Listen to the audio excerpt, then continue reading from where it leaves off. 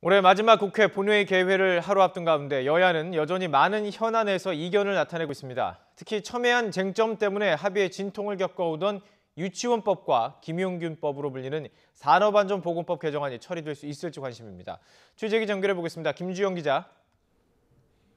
네, 국회입니다. 네, 내일이죠. 12월 임시국회 본회의가 열립니다. 어떤 사안들이 처리될까요?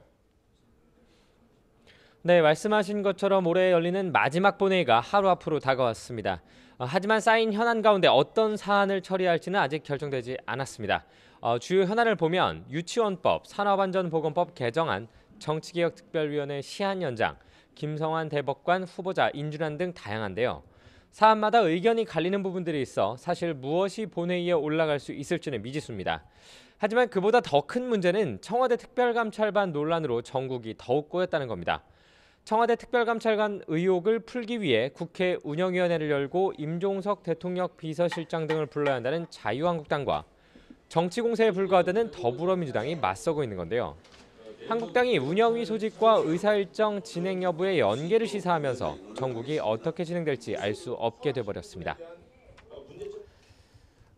여러 현안 가운데서도 이제 말씀하신 유치원법, 산업안전보건법 개정안이 제일 관심이 큰 부분일 텐데 오전부터 각 당이 분주하게 움직였죠.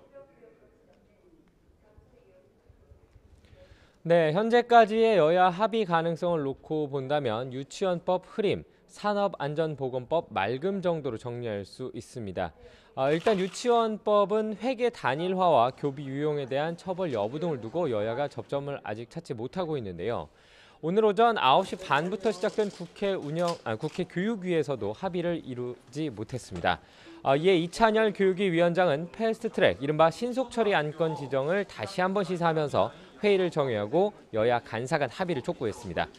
패스트트랙은 국회 상임위원회 위원 5분의 3의 요구로 지정할 수 있고 지정하면 최장 330일 이후에는 본회의에서 의무적으로 표결하도록 한 제도인데요.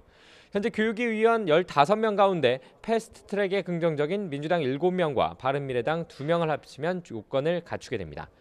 이에 따라 이 위원장은 본회의가 열리기 전인 내일 오전 10시에 교육위 전체 회의를 열고 패스트트랙 진행 여부 등을 결정하기로 했는데요.